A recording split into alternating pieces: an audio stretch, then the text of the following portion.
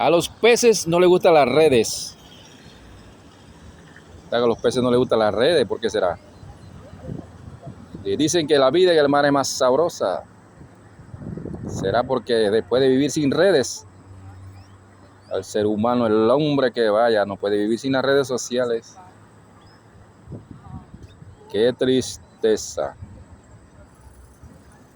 Oh, le gustan las redes sociales, las redes sociales.